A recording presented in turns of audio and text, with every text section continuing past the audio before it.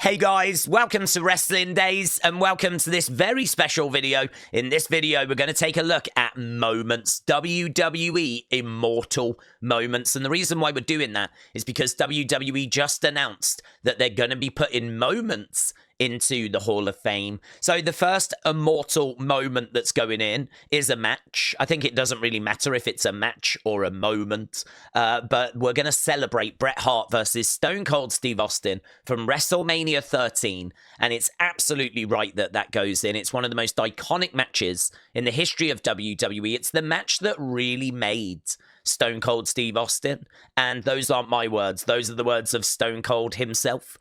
He said, without this match and without Bret Hart, we may not have got the Stone Cold that kind of followed after and the Stone Cold Steve Austin that we know.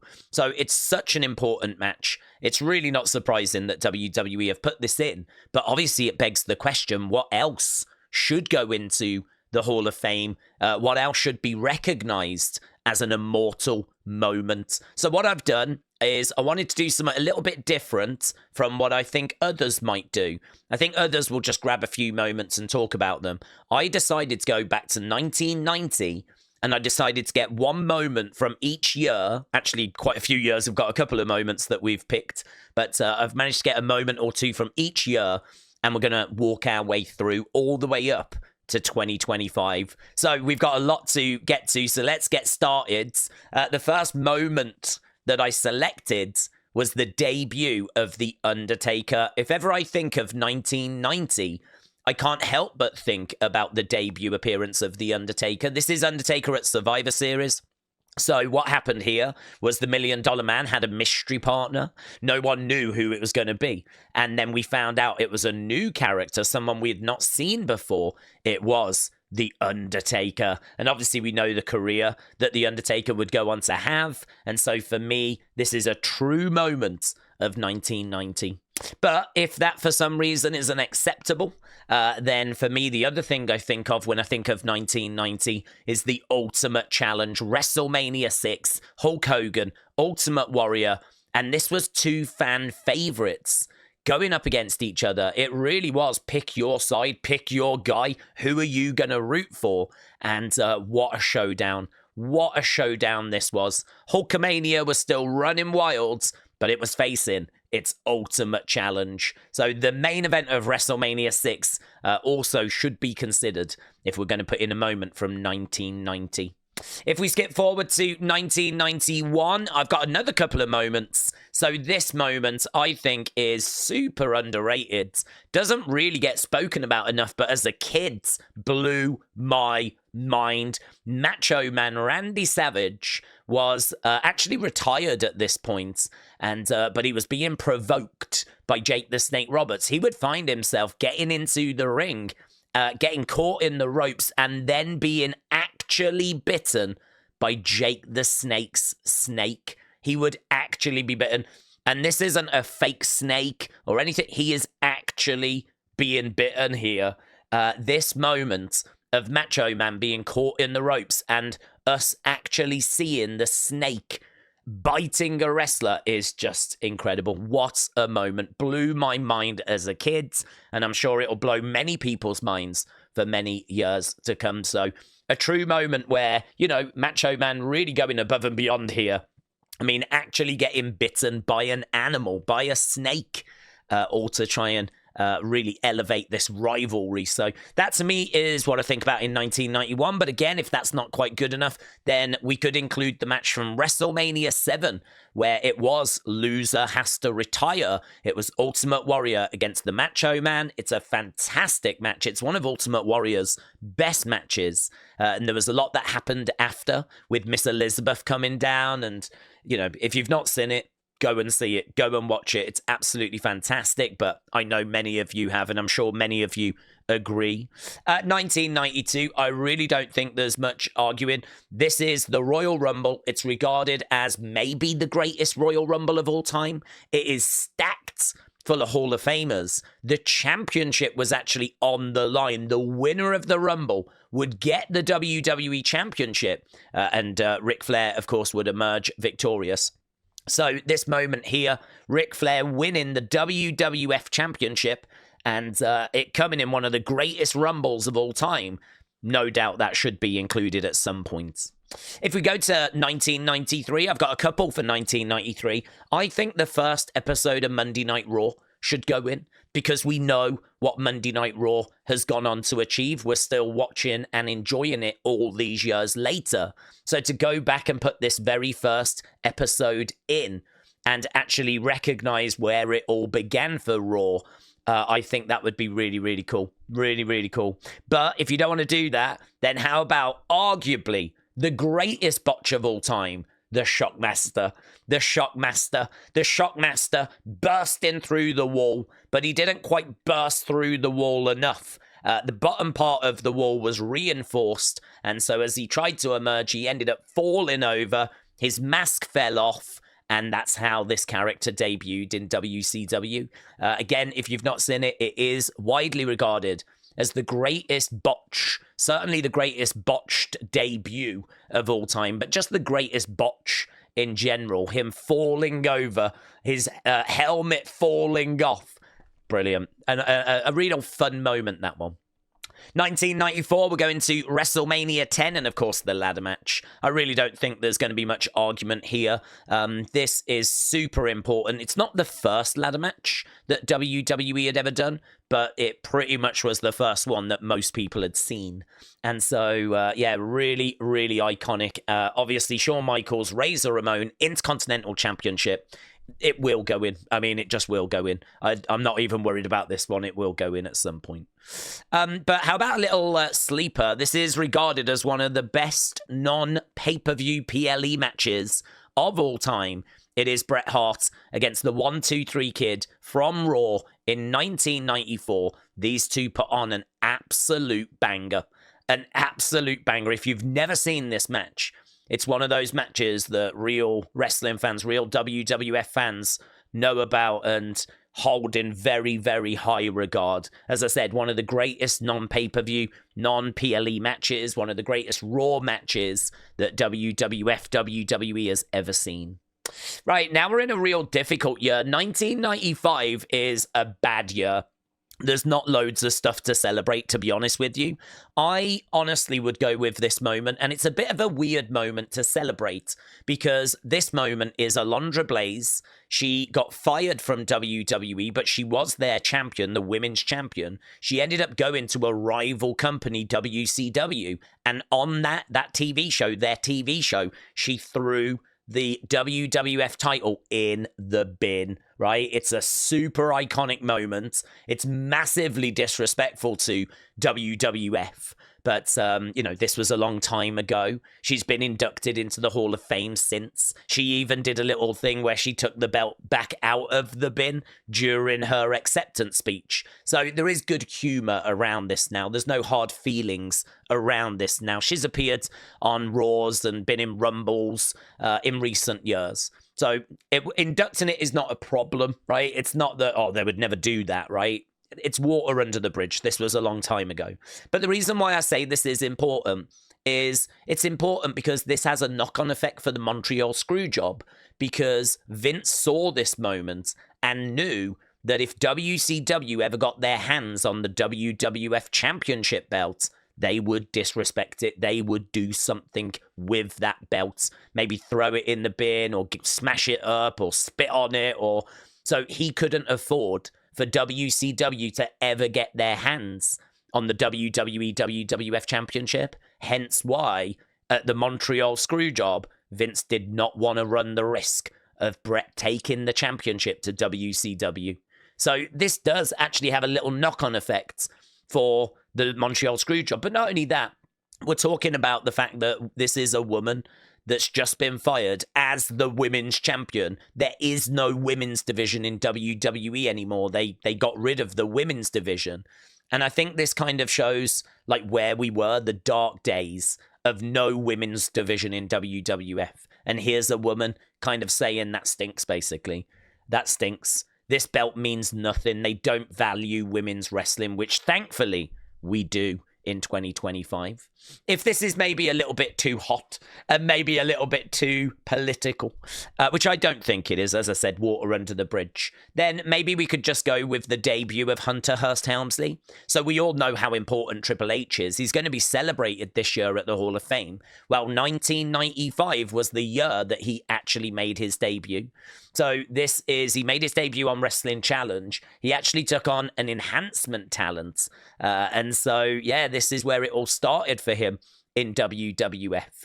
And then, of course, he would go on to become just known as Triple H. He would go on to be a main eventer, have loads of main events and title runs. And, of course, now head of creative, head of content creation for WWE.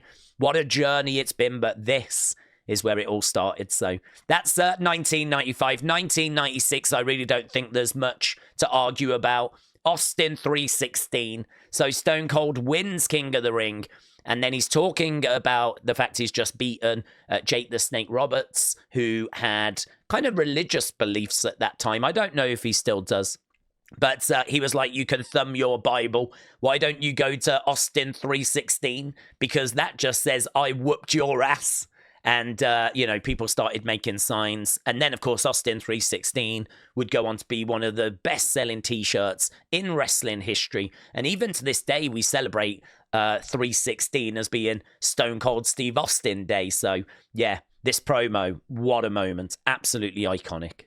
Then we go to 1997, and again, maybe another controversial one. It is the Montreal Screwjob. I don't know if WWE would want to celebrate this moment, but it is iconic. It's one of the most iconic in the history of WWE, WWF.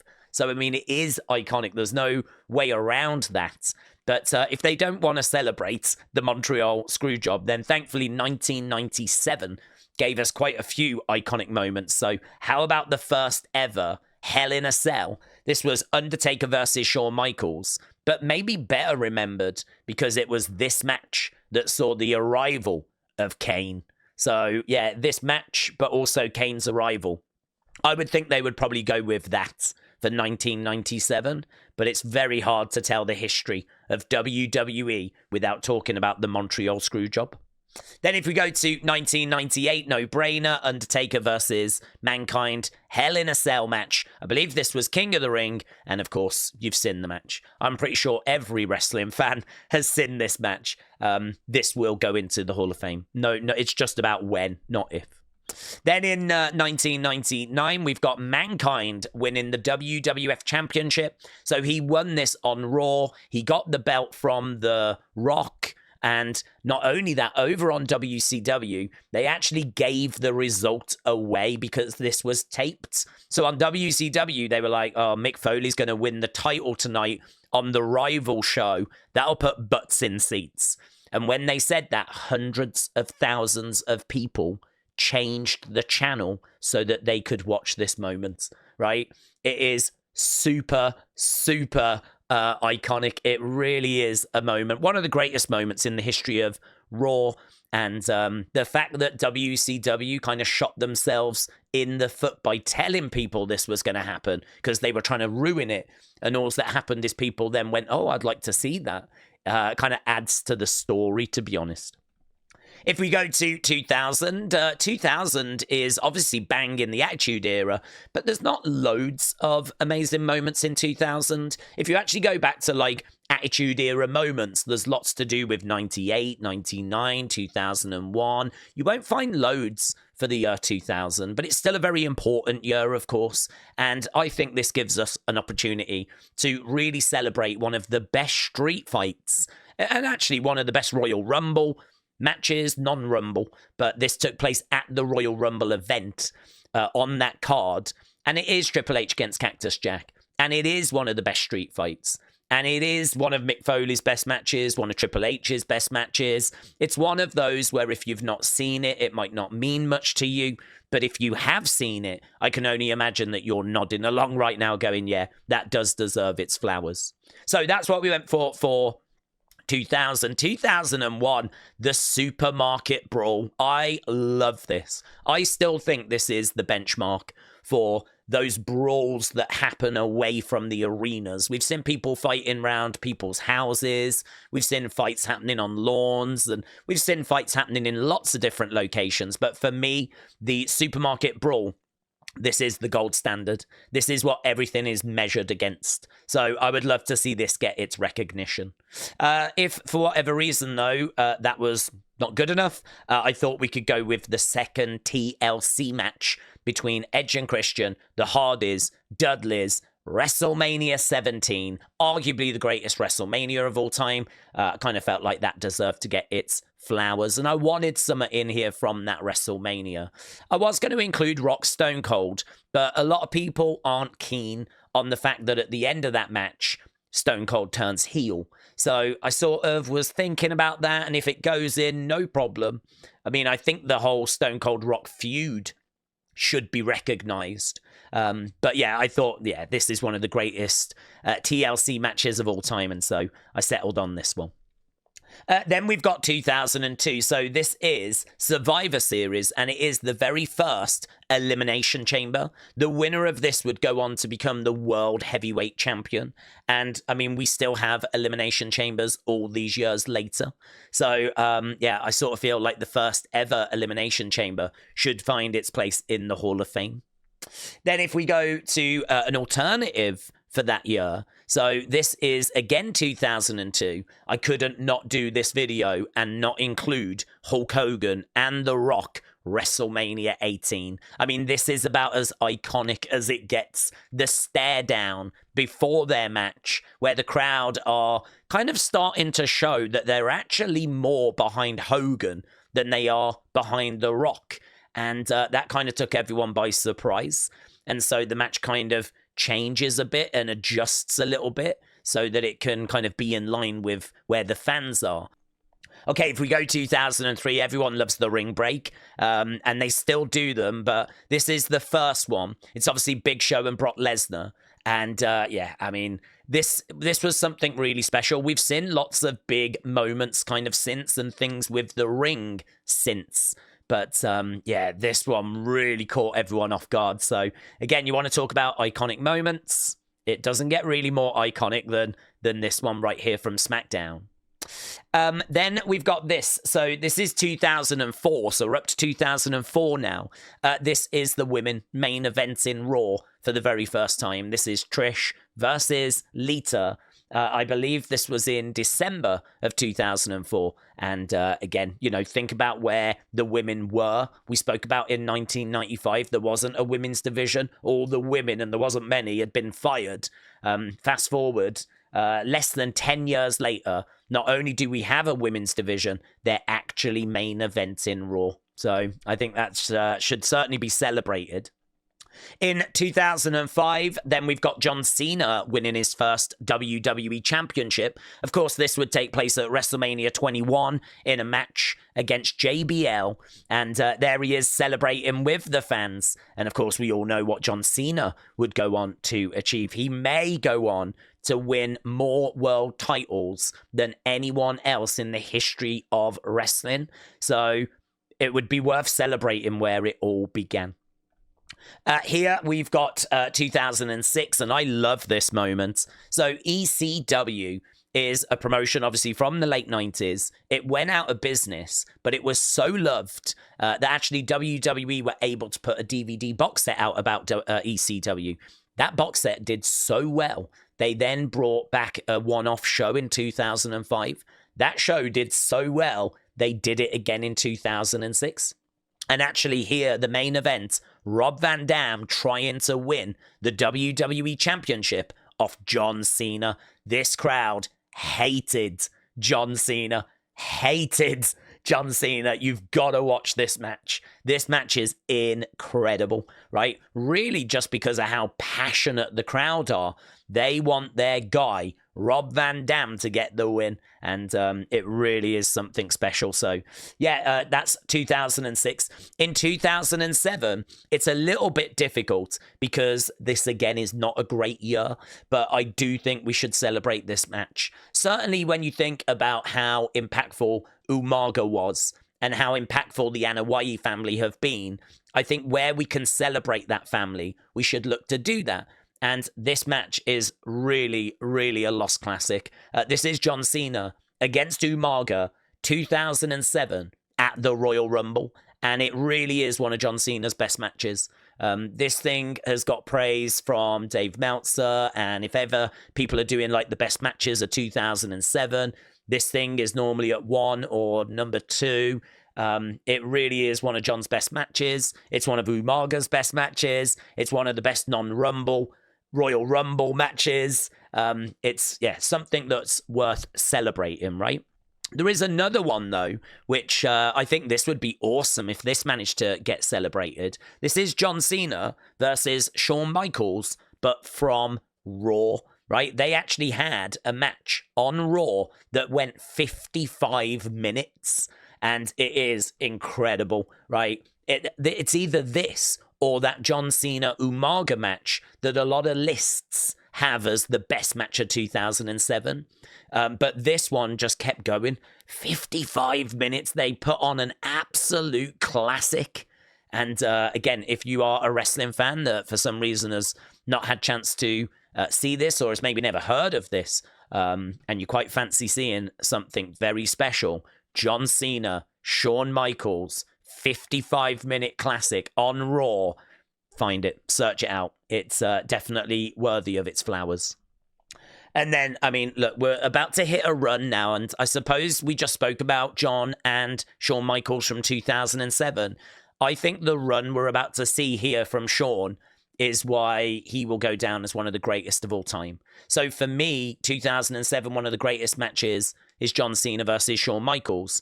One of the greatest matches, if not the best match of 2008 at WrestleMania 24 is Shawn Michaels against Ric Flair. I'm sorry. I love you. This was meant to be Ric Flair's retirement match. Of course, we know he would go on to have a few more after this, but I think this is still his final match in WWF.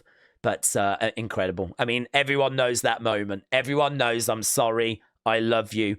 We've seen quite a few matches that we've spoken about that's going to go into the Hall of Fame, and it's not a matter of when they get to it.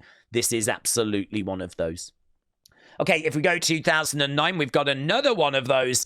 This match right here, my favorite match, my favorite WWE match of all time, Shawn Michaels versus Undertaker, WrestleMania 25. Shawn Michaels trying to beat the streak. And yeah, I mean, Shawn is arguably the greatest in-ring performer WWE has ever had. Undertaker, the greatest gimmick, but also one of the greatest wrestlers they've ever had. The streak was alive here. So could Shawn be the one that was going to break that streak? This has got everything. This, to me, is as close to perfection as we can get. So WrestleMania 25, undoubtedly it will go in. Then, of course, I've got to follow it up with 26. Now, I love 26. I don't think it's as good as 25. It's Shawn and Undertaker again, but this has to be included because this was Shawn Michaels' retirement. Now, he does come back and have one more match years later.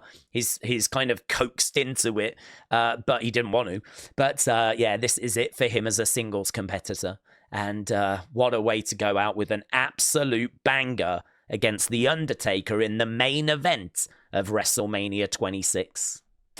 Right, then if we go to 2011, it's got to be the pipe bomb. I mean, what a moment this was. I've grabbed so many of Vincent Kennedy McMahon's imaginary brass rings that it finally dawned on me that they're just that. They're completely imaginary. The only thing that is real is me. And the fact that day in, day out, for almost 6 years, I have proved to everybody in the world I am the best on this microphone, in that ring, even on commentary. Nobody can touch me. CM Punk dropped one of the most iconic promos in the history of wrestling. People really were confused as to whether he was shooting or not. Was this planned? Had he just got a microphone and gone rogue? And, you know, the term pipe bomb is still used to this day.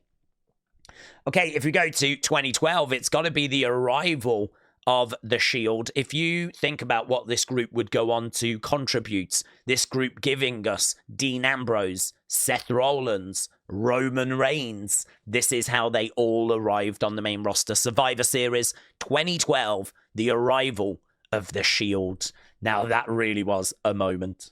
At 2013, this is incredible. I'm sure I can find matches and other moments, but this still lives rent-free in my head. And I think where we could maybe celebrate Mark Henry, we should look to do that, right? So Mark Henry had a fake retirement, right? He had a fake retirement. Mark Henry said on social media that he was going to walk away. He was done. Please tune into Raw.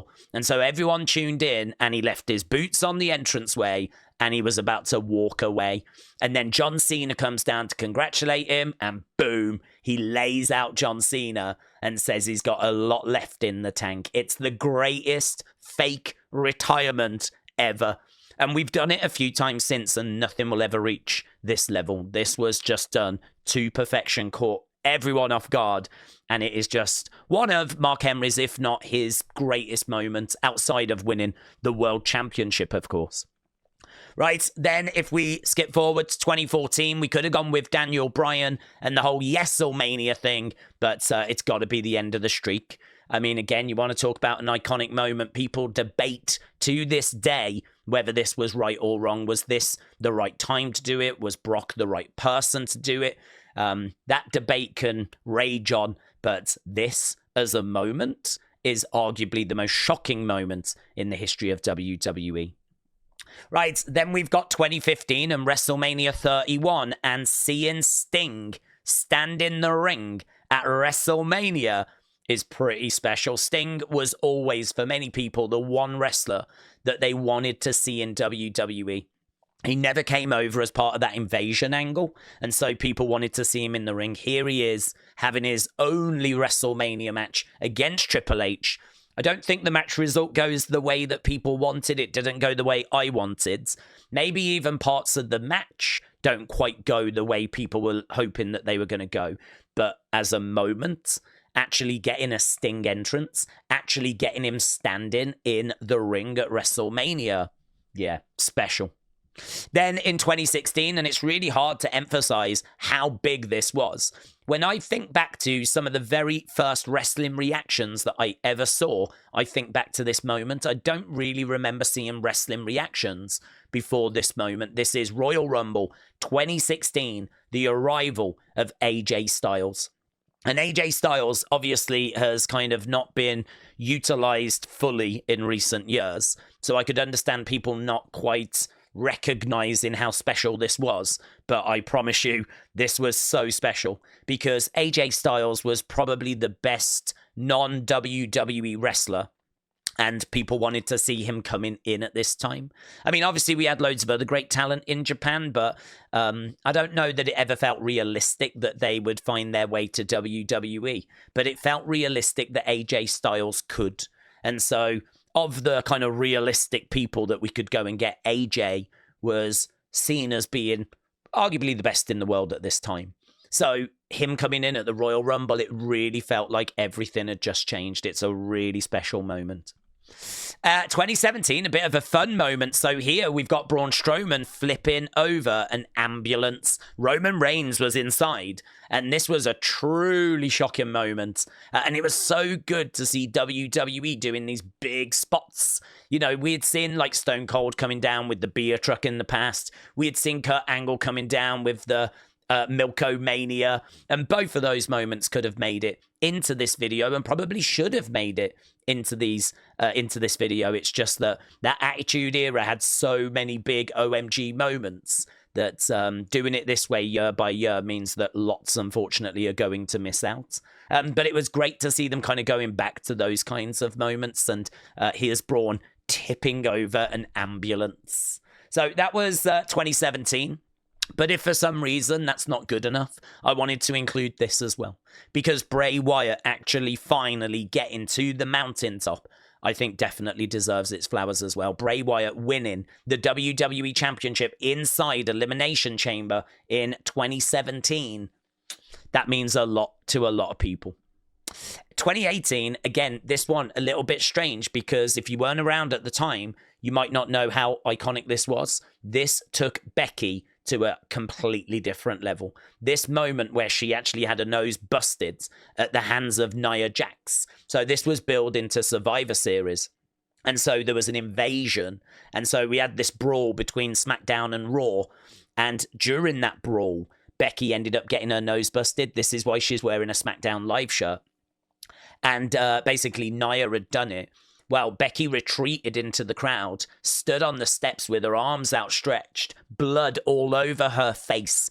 And this is about as iconic a moment as the women have ever had in WWE. This took Becky to a whole different level in popularity. And, you know, I don't want to say it was as a result of this moment, but this moment definitely contributed to the women main eventing at WrestleMania 35. So this is absolutely huge. But another one that we need to raise up is this one. This is 2018, and it is the first Women's Royal Rumble.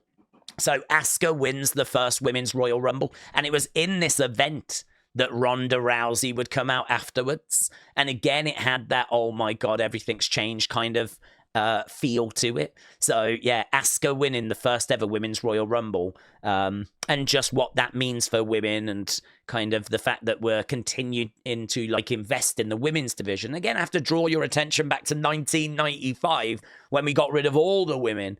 And on the Rival show, they were throwing the women's title in the bin because it didn't mean anything. And now look at where we are now. So yeah, I think that deserves its flowers, as does this.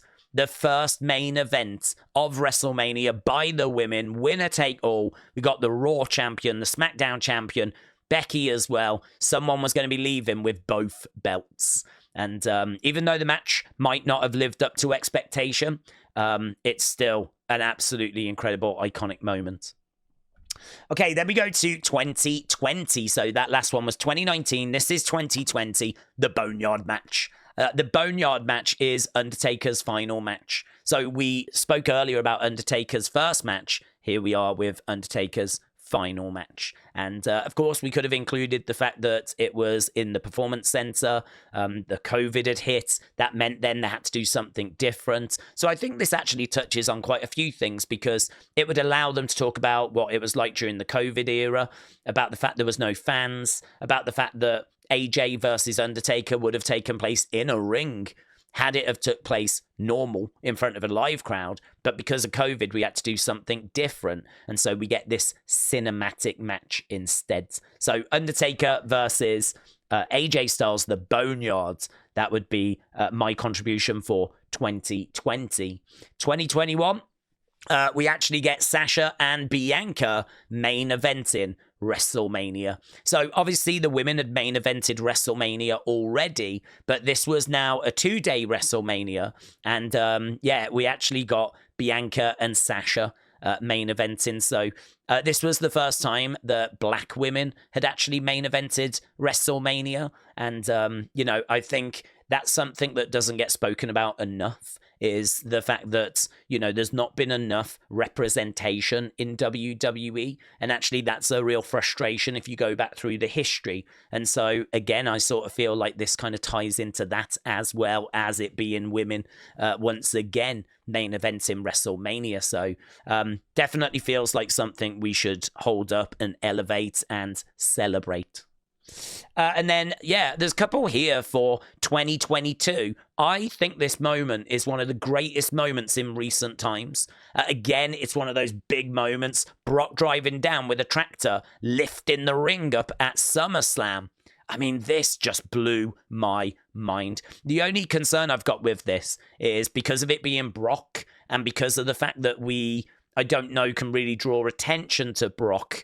I don't know if they would want to include this. So I did include another one, and it is the return of Bray Wyatt. We can speak about White Rabbit and what that led to. We can speak about the way they laid it out at Extreme Rules.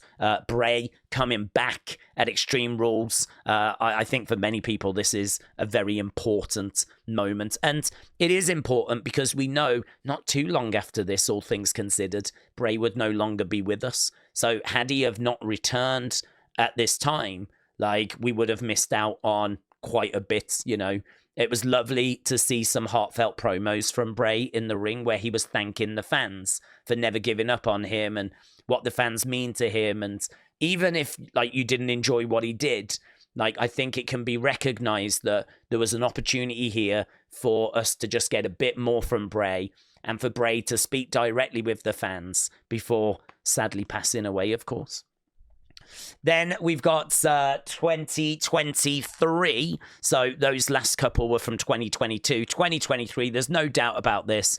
And in fact, I would say the next three are pretty much set in stone. The return of CM Punk at Survivor Series. 2024, Cody Rhodes finishes his story. I don't think there's much doubt about that that'll go in. And 2025, John Cena turns heel. So I think there's a lot there that can be debated about, right?